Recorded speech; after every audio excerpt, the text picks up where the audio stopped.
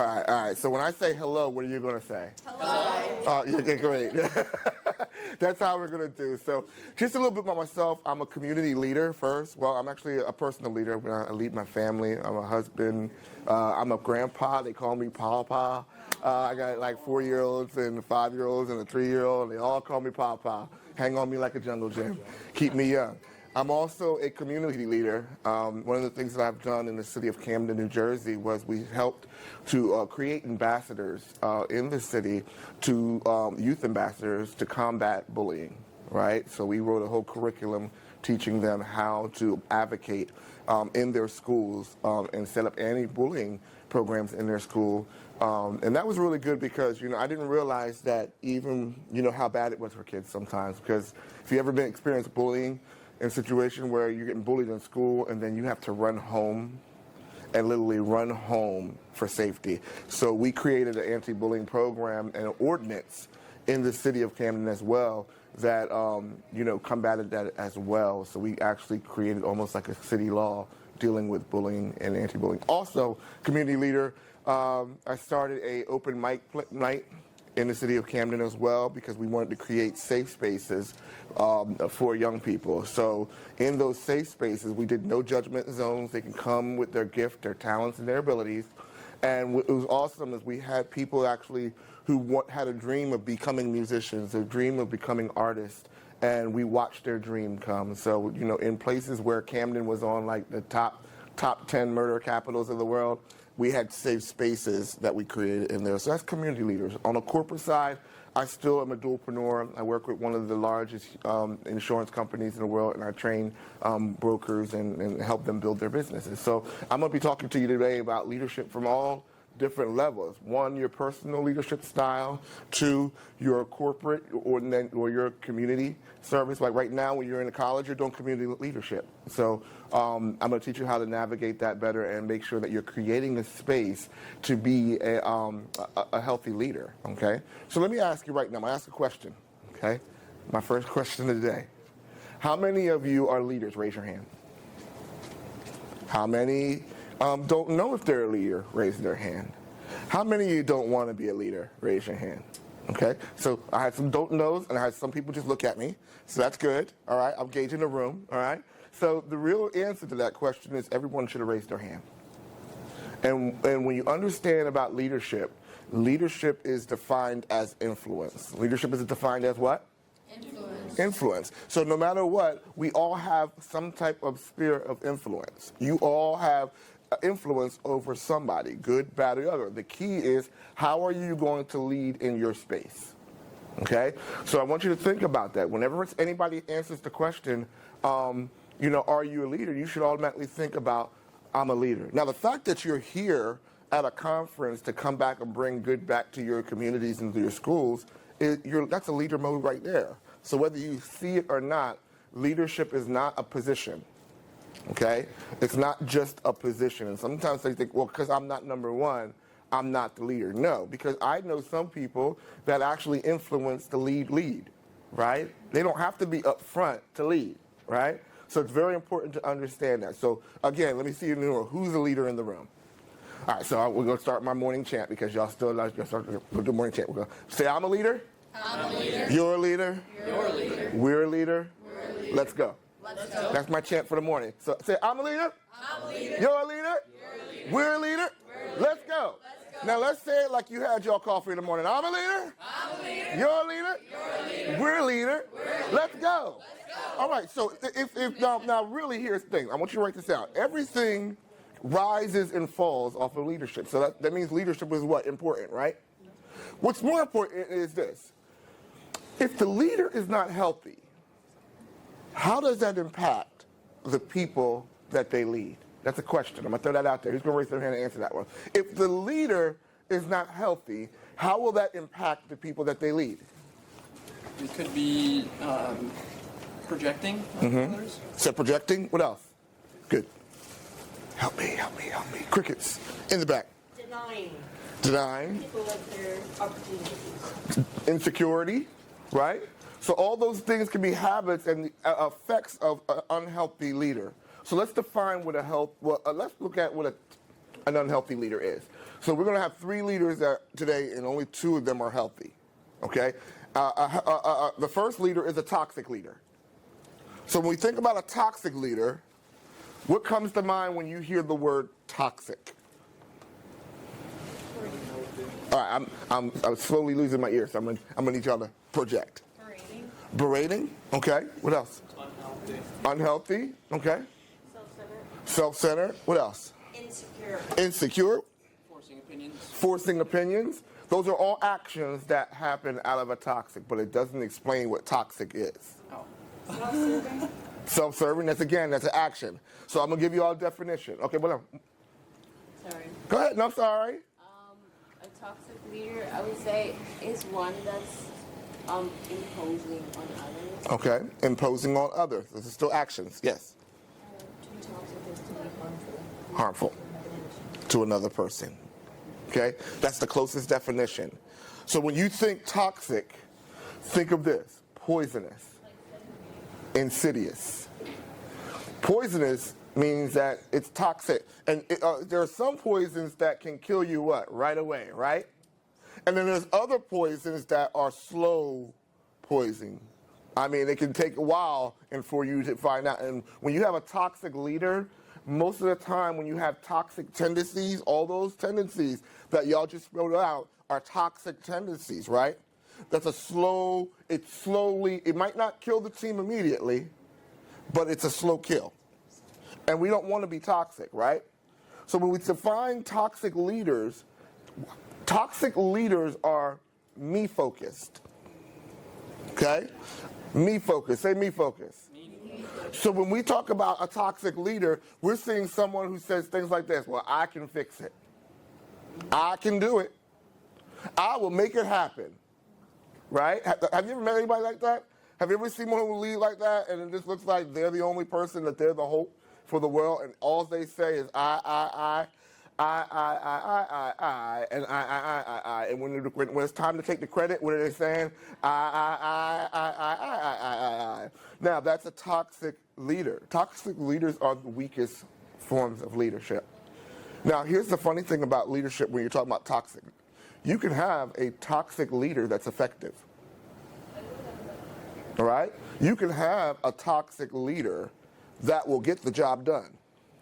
But the problem with a toxic leader that gets the job done is who's the only one standing in the end? Them. Right? Because they done poisoned everybody else that's around them. Everybody else around them that supported them, lifted them up, raised the vision up, they're all dead. They're all gone. Is that a leadership style that you want to have? No. Because in the end, even then, the toxic leader becomes toxic to themselves, and they're still slowly poisoning themselves while they're poisoning you. So it ends up being effective for a season, but not really effective as a leader. So it's a weak leader. So if that's a toxic leader, what are examples of a healthy leader? So I'll share one thing. Let me go back. Well, toxic leaders do what? This is the effect of your team. Poor team performance. Okay? Toxic leaders may start out rising, but eventually, because of the poison, you have the people that are there are now toxic now, and now you have toxic breeding toxic. Why? Because what happens when you hurt people? Hurt people do what? So heal people do what? Say that again with confidence. Hurt people do what? Heal people do what? So we want to make sure that we're healing. So because the toxic effect has slowly poisoned the team, poor team performance. So if you're looking at your any cheerleaders in the room, any sports people in the room, there we go in the back. All right. Okay. Whatever team that you have, all right, you want to make sure that you're aware of your team members. Why? Because, again, the health of your team members is going to be the health of the vision. Another thing is poor team development. You ever watched how, if you watch a toxic leader in their team, what's happening constantly? Huh? Fighting. And because of the fighting, what happens? The team is always doing what? Changing. So if they're always changing, can you develop something that's always changing? If they're never staying with you? No, you're always starting from scratch, which then again means that you're not going as fast or as forward as you can, right? Another one is the teamwork environment is now toxic. How many of you have ever worked at a toxic environment? I worked at McDonald's, it was toxic. Okay. How did you feel leaving a toxic environment? It was like a weight off my shoulders. Yes, they were like, what else? What was your experience toxic? I saw hands. It was so bad. I was so ready to quit my job without having another job. Mm-hmm. And then I left without having another job. But it felt so good. Oh, it felt good, yeah, when you leave it. And listen, as you mature and go into the workforce, there's going to be a lot of toxic leaders in life, okay? You have to learn how to manage your way around them, okay, and not let them infect you. So when you get around toxic people, the first thing to be able is to identify toxic people in your personal life. Because if they're toxic in your personal life, most likely they're going to be toxic in their work environment too. And you got to be very sensitive to who you're connecting yourself to in this journey that you're going, even in the workplace. Because you can walk in there all chipper and say, today's going to be a great day. And then someone just get at the coffee table is like, I hate this job. Blah, blah, blah, blah. And then all of a sudden you're like, I hate this job. Blah, blah, blah, blah. So really who you're around makes a difference, okay? So let's talk about a healthy leader. So what's some healthy attributes for the healthy leader? Communication, okay? Collaboration. Bringing the best out of those around you. Bringing the best out of those around. Great, yes. Delegation. Humility, yes. Servant leader. Integrity. All those are what? Healing attributes. When you really think of them, those are attributes. I've never seen somebody with integrity bring down the group. Right? I've never seen someone with humility, right, bring down the group. Why? Because when you're in a spirit of humility, what happens? It's not about me. It's about what? We. So a healthy leader is not me focused, they're we focused. They're thinking about not only the mission and the vision, right? But they're also thinking about the team that did it. I helped build a church where we were founding members of a church. We were 11 people. Now we're about over 1,000 people within a short period of time, right? But one of the things that I love about that was my bishop at the time, or my pastor at the time, every year he would always take time to celebrate those people that helped build the ministry together. And that was a learning lesson that I learned to take into my work life as well, that we don't accomplish the mission by ourselves. How many of you have some big tasks that you got to fill this year and you can't do it by yourself? Raise your hand, right? If you're not we focused, all right, you're not going to be able to grow anything, right? You're going to get short-term fulfillment out of it. So we need you to think we as a healthy leader. So a healthy leader is someone who creates a positive work environment that values and empowers the members. They're doing what? They're not just focused on the task, but they're also focused on the people. The most effective leaders, the most healthy leaders, are trying to redevelop and develop the people that are under them. So that means you're taking the time, what? To grow people, right? If you have a project, you're going to feel, well, how is this project going to grow my people? What events do y'all do in the room? What is it that you do in the room, like for your college? Shout it out. Recruitment. Recruiting what? Students. Students for what? To come to school and get their education. Okay, so that's okay. And organizational things. Well, I run Student Senate, and we do different, down in our cafeteria, we have different events going on during the week to bring student life. So we bring all of our wings together, so people get actually see other people from different areas, like the medical and the cosmetology students to see each other, like the IT students to see each other. Good. Partnerships for Dance Marathon. Okay. Partnerships projects. So all those projects you can't do by yourself. You're going to need a team. So when you even start thinking as a healthy leader, we think about we statements. Do we say don't necessarily talk about the project all the time and saying the project is. No, this is what we need to do. We need to do this so that we can raise this standard, right? When you do that, what happens? The people become attached to what you're trying to do, and they're trying to say, how can I put my gifts, my talents, and my ability to make that happen? That's how healthy people do, and that's how you grow your team. Okay, so think about that. We're saying what? We're no longer we. Now, there's a new leadership, a third leadership that I want to do and I'm developing now, and I just made this up. It's the codependent leader. So if the toxic leader is the toxic leader, the healthy leader is the we leader, what is the codependent leader? Say it again? Relies on others. Mm-hmm. Anybody else? Anybody know what codependent means? They would like take on the traits of whatever the leader is. Like they would want to be in a leadership role, but they're kind of taking on the traits of whoever's around them. I love that. Yes. So the codependent leader, they become so, they're no longer me, we, they're they. So they're focused so much on the team and how the team is doing that they forgot about the mission. And also they forgot about themselves. So have you ever seen a leader that gave so much that how do you have time to do all this? And they're giving and giving and giving and giving, but you see them slowly withering because they're being drained. And the reason why they're being drained is because they are giving from themselves and they're giving from an empty cup. So as leaders, we have to make sure that we're able to not only take care of the mission, not only take care of the vision, but we also have to take care of ourselves as leaders. And this next portion that we're going to talk about is the important portion, because now we're going to talk about you making sure that you don't become toxic, that you can still be aware of the people, but you must also be aware of yourself. Because if you don't have any strength to give anything, are you going to be effective as a leader? No. So always you need to be putting yourself in the primary position. So I have an acronym that's called S.P.A.C.E, because I like acronyms because they keep me on subject because I can talk, right? So write down S.P.A.C.E. S.P.A.C.E.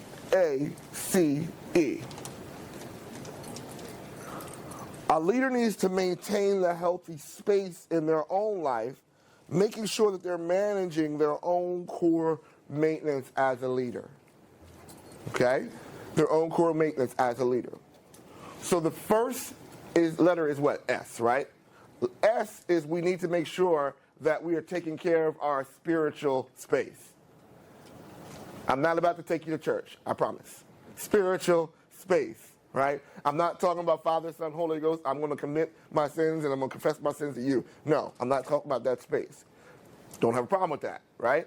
But when I talk about your spirit, I'm talking about your inner me. Your inner me. Say inner me. All right? So when I talk about your inner me, I'm talking about all the things that people can't see, touch, and feel. Right? But it's so important to who you are. So when I talk about the inner me, I'm talking about your mind. I'm talking about your will. I'm talking about your emotions and your imagination. Say imagination. Imagination. Those are the inner things, the parts of you. And they're the core parts of you. And they're very important parts of you that you can't make sure that you do not neglect those things. Don't neglect your mind. Don't let your will get weathered down and beaten that you lose hope. Right? You have to protect your intellect. Don't let people try to dumb you down or you dumb yourself down for the people that you need to lead. You never lower the bar as a leader. You always do what? You are empowering people. So as a leader, you are empowering your people to effectively accomplish the mission. So you're never saying, oh, because I know they can't come in on time, that I'm not going to start on time. Right? Because what people will do is they'll push the clock. So they know that you start at 9 o'clock. What time are they going to be in the room? They're going to be in the room 5 minutes to 9 if you're used to starting at 9 o'clock. But if you push it back 10 minutes, they're going to come in at 9:20. So you never lower the bar. You're always looking to raise the bar and keep the people accountable for what you're doing. That's a side note. But again, we're talking about the spiritual side. So again, when we say spiritual, we're talking about your mind, your will, the part that nobody sees. So let me talk about this. Let me see. I got a gift for someone who can get these right. I got four enemies of the inner you. Somebody give me a guess of what are some enemies to the inner you. Your inner critic. Inner critic, poor self-esteem. Right? She said your inner critic. She gets a book, right? So what does that mean? Poor self-esteem, that was number 3 on my kit. So poor self-esteem. Your inner critic is what you're telling yourself. What? Is it your mind? Well, yeah, it's in your mind. Your inner critic is in here. Remember, these are things that people can't see, touch, and feel, but you know it's real, right? So the inner critic, as a leader, if you are poor self-esteem in yourself and you keep telling yourself what you are not, will you ever pursue what you don't believe? No. We never pursue what we don't believe. I am 49 years old in September, right? 49 years old. And I'm now realizing that I'm a sexy piece of hot chocolate in my 49. But you know what? I say that and I laugh, and I'm like, every time I watch the recording, I kind of cringe, and my wife kind of cringes when I say it. But I say, listen, I said, when I was your age and when I was in high school, I didn't have great self-esteem. I couldn't say I was nothing. And it was not because of what people said about me. It was what I had said to myself. So I never put myself out there. I never went outside of my comfort zone. I never pushed myself and put myself where I can challenge my ability. Why? Because I was the greatest critic of me. No one said I was ugly. Nobody said I was that, but I said that. You know, and what happened is when you say it long enough, what happens, you end up believing it. And then you end up making decisions about where you're going to go. And you don't want to do that because now you end up going down a part where you end up devaluing yourself, and that leads into becoming a level of toxicity that now, when you're in relationship, does that affect your relationships? Your self-esteem? That accepts how people do what? How they treat you, right? People will treat you the way that you want to be treated, right? Reality is you dictate how people treat you. And when you have poor self-messaging, it affects your inner me, right? What's another one? Fear of failure? Who said that? Fear of failure. You already got a book. All right. All right. Fear of failure, but that was number 2. That was actually number 4. So fear of failure can be what? Anxiety and worry.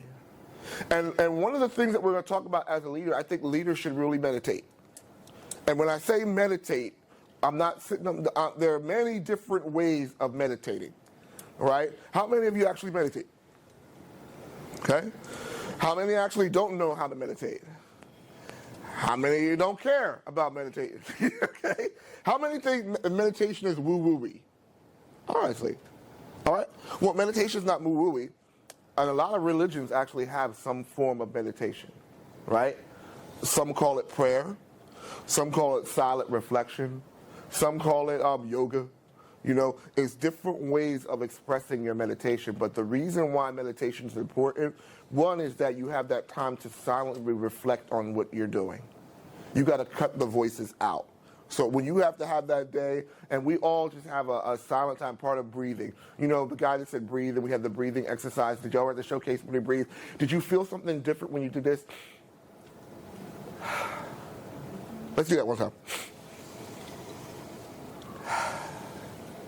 And isn't it funny that we breathe naturally as a force of living? Like when we stop breathing, we die. But we don't take the time to consciously. Did you feel like a release when you breathed out? And your body is medically meant to do that. You're supposed to take that time just to breathe. A lot of times when tragedy's hitting you, you just need to just take a step out of the problem. Get back into it again. Because whether you believe it or not, anxiety and worry is just another form of meditation. Why? Because the other form, a powerful form of meditation is what you rehearse. So how many of you are rehearsing things in your mind that you do, that you say every day? You have an affirmation and you rehearse that, rehearse that. What you're doing is you're meditating on something that has not happened yet, that when it does happen, you're like, woohoo, we did it. It's a goal, right? But you don't get there unless you start thinking about it, right? Are we there? So it's important that you when you get to an anxiety, worry mindset, that you break that sentence up, shove that to a side, and find a new sentence to tell yourself. Because you're meditating. So having that space to meditate is very important, okay? So we said your personal self-esteem, we said your anxiety and your worry. What else is there? Arrogance. For your spiritual space, are we still talking about enemy of you? Arrogance. Would that fall under? I'm going to put that under the what you tell yourself. Because the arrogant person is really telling themselves a whole bunch of stuff. Okay? All right? In the back. Discipline. Discipline. Ooh, yeah. Okay. Unmanaged stress. I'll put that under that category. I'll jam that in there. Yeah. Because to be unmanaged stress means that you don't have the discipline of taking care of the stressful areas of your life. How many of us have stress? I mean, real stress, like we like stressing it. Like, listen, there's a book called The Body Keeps Score. All right? And I don't know if anybody ever heard that before? Look, really get that book, all right? Especially if you're into trying to get out of trauma situations. It talks about the body keeps score. I didn't know how much stress hit me until I started losing sight in my eyes. I had 20/20 vision for the longest time. But one of the things I had to deal with was my mother was a bipolar schizophrenic. She dealt with that most of her life, and as from the age of 17 till like minus 3-4 years ago, my assignment was to be a caregiver for my mom. Okay, till she passed. And when that assignment was over, I got a new position on the job, and what I realized was I'm doing presentations like this is blurry right now to me, like blurry. So I'm sitting here playing around with the focus, but like, hey, is that screen okay? I didn't realize that I needed glasses. And when I took the eye exam, one of the things that came out was the doctor was like, well, you're not diabetic, your blood pressure's under control. He said, but have you been dealing with stress? And what I didn't realize was I was dealing with stress as a caregiver. Anybody a caregiver in the room, right? So do you know, like, we don't have time to really stress because we're dealing one thing. I had 3 jobs. I was taking care of my mama. I had a security job at night, and I had my insurance job during the daytime. And I was going one thing to the other. And what I did was I adapted to my situation. And because I'm functional, I'm saying to myself, I'm not stressing, right? But it came into my eyes that my eyes deteriorated to the point that I couldn't reverse it. There's nothing I can do about that left eye. I was like, right eye, A, B, C, D, E, F, G, I'm going to say what's on that thing, right? I said left eye, and it was almost like blank blurry. And I was crying, and because I was crying, and the ophthalmologist was like, I can't see. Don't take my eye, Jesus. But I was like, I can't see. But it was real. And that's when I realized that, as a leader, we can't afford to keep adapting. Now, your job, certain jobs will make you feel like you have to adapt and that you can't have time for yourself. But you have to make time for yourself. Even if you, I'll tell you how I make time for myself. Can I be transparent real second? I make time for myself, and don't judge me, brothers. I like to take bubble baths. I take bubble baths, right? Every night when I'm there, I have candles and bubble baths, and I'll sit there in my bubble bath for like 30 minutes just chilling. It wasn't a lot of time, but it was time that I made for myself, right? You got to make the time for yourself. How many of you actually make time for yourself? How many of you struggle with making time for yourself, right? And I had someone tell me, well, Chris, you just wrote a book, right? I haven't got time to make a book. I said, you got time to make a book. You have a half an hour before you go to bed to take time to build your personal empire, right? It doesn't take a lot of time to get things that you need to get done. Yes, in the midst of me caring for my family, in the midst of me trying to make my castle, in the midst of me making my kingdom, what good is you doing all that if you lose your mind and your body in the process, right? So say, I'm going to take care of me. Are y'all sleeping on me yet? I'm going to take care of me. I'm going to take care of me. Awesome. So the P is personal boundaries. Ooh, personal boundaries. Personal boundaries. How many of us have issues with boundaries? And the important part about boundaries is it's your responsibility to set up a boundary. The boundaries in your life. How many of you have that friend that drama seems to follow that friend like it's a Tyler Perry movie. Right? And how close is your proximity that drama drips into your life? Right? Boundaries, if you have boundaries, you're like, dude, I ain't got no time for that. Right? Because what are boundaries designed to do? Protect you. Boundaries are fences. And what do fences do? They keep things in and stuff out. And you have to decide, what are you going to keep in your life and what are you going to keep out in your life, right? Because if you don't have boundaries as a leader, it's going to be hard. If you have to lead a friend, it is very hard to lead somebody that's familiar with you, right? You have to put that boundary up, right? And say, hey, when I'm in this position, there's only so far we can go like that.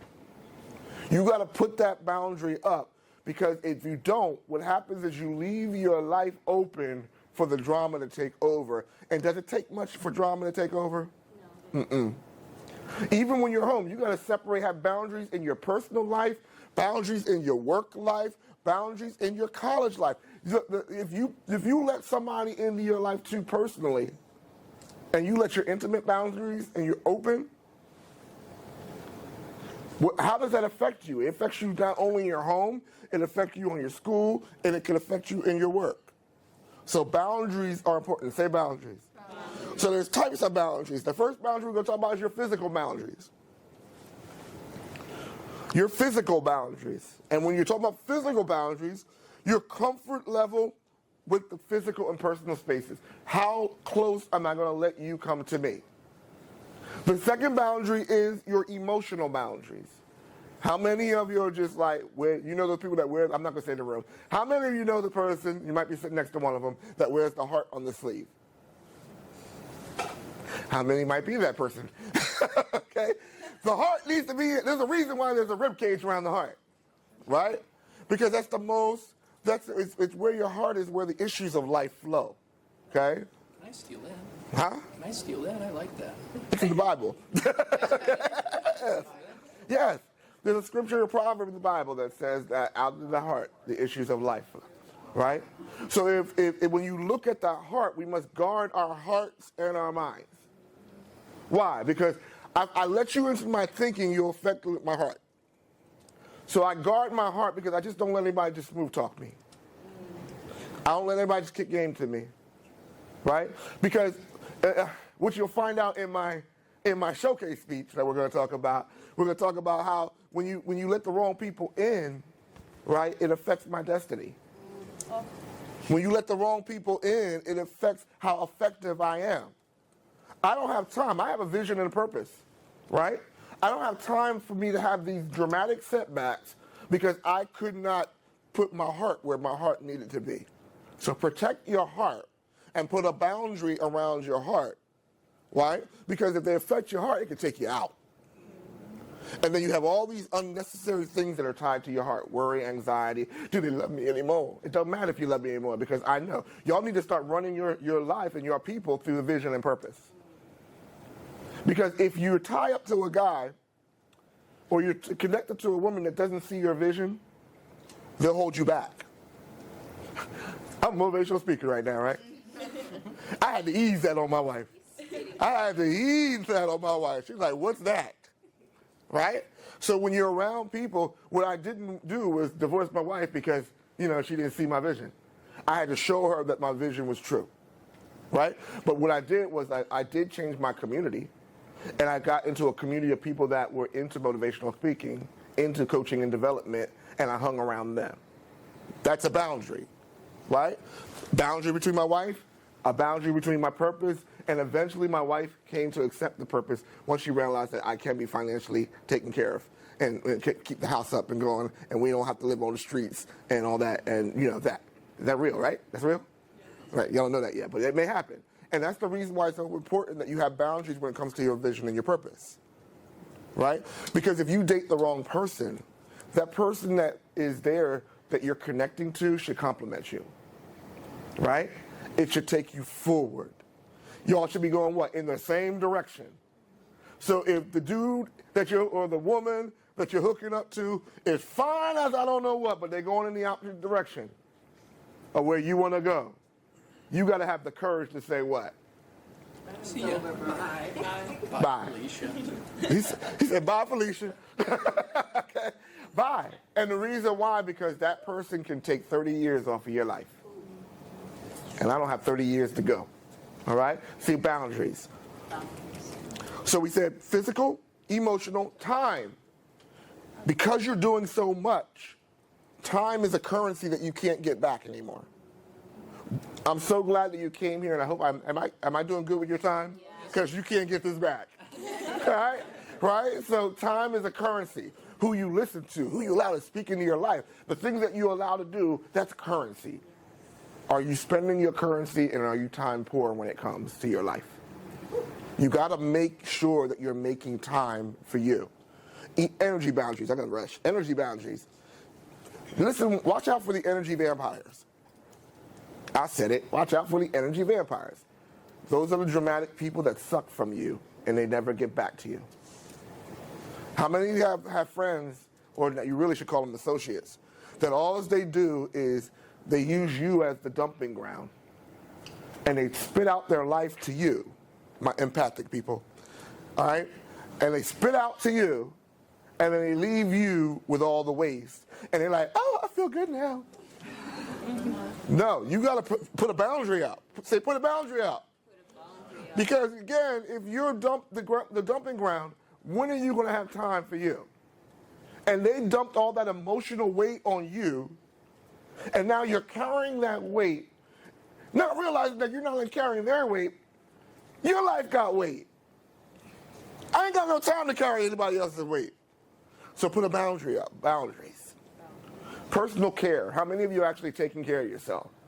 I know people that are spiritually good and physically broke. I know people that are physically great and are spiritually dry. You see how I'm talking about the balance that needs to take place? Okay? So we said the first letter is what?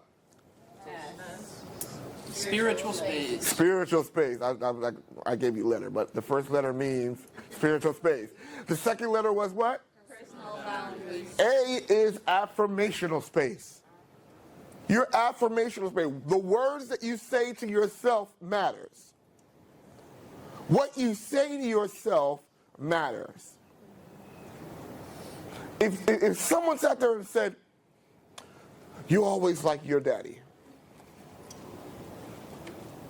your mama's no good, and you just like her, and you hear that every day of your life, it kind of puts something in you. You got to protect your mind from the words that people say to you. More importantly, you got to protect your mind with what you're saying to yourself. Affirmations are statements of what can be. So when you think about affirmations, you're thinking about these are statements of what can be. Today's going to be a good day. Today's going to be a good day. Today, go good day, good day. Or you could be like this. I woke up on the wrong side of the bed this week. How many had this day? I woke up on the wrong side of the bed. You know what I did with that statement? I pushed my bed up against the corner. I did that. I used to push my bed up against the corner. Why? Because I only got one way to get out of the bed. So today's going to be whatever I did I'm going to get out. It's going to be a good day. Because I only have one day to get out of the bed. I only have one direction. Left up. All that good. Today's a good day. Why? You got to play mind games like that with yourself sometimes. Because what you say to yourself matters. It affects your belief system. And affirmations are good because that's where dreams start. This is where the dream starts. It's what you can be. You visualize it first. That's your imagination part of you. You got to take time to dream and take time to build yourself up in dream. Okay? The other part is you need to graduate from A to C. Affirmations are good, but you don't want to live in the land of the dream. Your affirmations need to turn into confessions. Confessions. Is this helpful? Your confession is the mature version of your affirmation. A confession is not, again, Father, Son, Holy Ghost, I'm going to talk to them in my sins today. A confession is a declaration of what is to be true. What you know to be true. So when you're affirming it and saying, today's going to be a good day. No, today is a good day. And why? Because in my confessional space, I prepared for my day to be a good day. My day's a good day. Why? Because I prepared for it. Your first semester of college is going to be a great semester. Why? Because I prepared for it. When I prepare for it already, because when I need help, I already know what I got set up, because I set up a system that when I need help, I'm going to get the help that I need, right? So again, you see the difference between affirmation is the dream, confession is when the dreams become a vision. And a vision is a dream that has a plan and actionable steps that are in motion. A dream is no good. Dr. Martin Luther King, they said, I had a dream, but really he had a vision. Because a dream was what? In the head. And Dr. King gave his life, what? Working to make that dream happen. The moment that you start putting actions to your dream, it becomes a vision. And that's more stronger, right? The last letter is E, our emotional space. And our emotional space is so important because we don't like to talk about our emotional space. Our emotional space is the subconscious. Again, that area, our emotions are subconscious. Okay? Our emotions are, when I say subconscious, what? They are the inner part of who you are. It's the state of your feelings. So there's a difference between emotions and feelings. One is the state of your feelings. So when we think feelings, when we think emotions, we are so used to this that there are like thousands of feelings. There's like, these are not even a lot, but this is more than most of us can actually talk about. Most of us, I say, how you feeling today? You'll be like, I'm happy, sad, angry, depressed, right? Fearful. But a lot of times we don't realize that we can't communicate because we can't communicate how we feel because we've downgraded to the happy 5. But you could actually be angry because I was offended. Right? I'm angry because I was offended, which made me enraged. So a lot of times we just look at the core problem and we can't express ourselves. And you can't protect what you can't identify. And a lot of times we struggle trying to be able to create space for our emotions because we don't know how to deal with our emotions. Am I speaking truth? Am I spitting the truth out? Right? So how many of us actually need help in the area of our creating a safe space for our emotions? Because a lot of times, I know me, I'd be triggered. Be like, oh, they triggered me. That's a fine word. They say trigger, right? But when you understand your emotional space, you don't make room for people to come outside and affect you emotionally. You need to make time for yourself emotionally to unwind, right? You got to start addressing some of those thoughts about what you're thinking about and saying, is this thought good for me? Is this emotional space that I'm feeling right now healthy for me? Is this working for me? You got to create that space in yourself where you can actually make time to be able to, in that self-reflection meditation that we talked about, to evaluate your emotional space. So I'm coming to the end. I'm going to give you another acronym real quick. You need to learn how to heal as a leader. HEAL. Okay? And that acronym is real simple. Number one, you need to help yourself. As a leader, you need to learn how to help yourself. As a leader, you need to be able to know when you need help, whether that's counseling or therapy, whether you need accountability. As a leader, you need to be able to say, I'm not in a good space and it's okay. And I recognize it, but I need to get help. All right? Men, we go through emotional anxiety, worry, and structures, and it hits our bodies, right? We have to create spaces for us to be able to communicate to each other and be able to say, yo, bro, I'm not feeling right, and it's okay, I'm not feeling right. I just need accountability. And it's okay to get therapists, and it's okay to get a counselor. So the first 8 letters is what? Help yourself. E is encourage yourself. Because as a leader on this journey, it can be very lonely sometimes when you have to do some of the things that you have to do. You need to realize that your healing journey is a journey, and people might not understand why you're doing some of the things, why you're cutting off relationships, why you're not letting people have access to you the way that you need, and why you're flowing in the way that you're flowing. So sometimes you got to be able to go out here and say, I'm going to encourage myself if nobody encourages me, because what I speak matters. A is you have to accept yourself.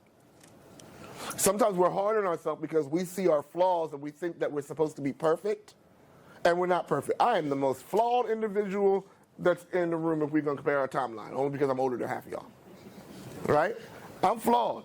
But I accept myself, flaws and all, and I give myself grace to fall short. That when I fall short, it's not the falling short that makes the difference, it's to get up. See, I might fall 7 times, but I'm going to get up each time. Right?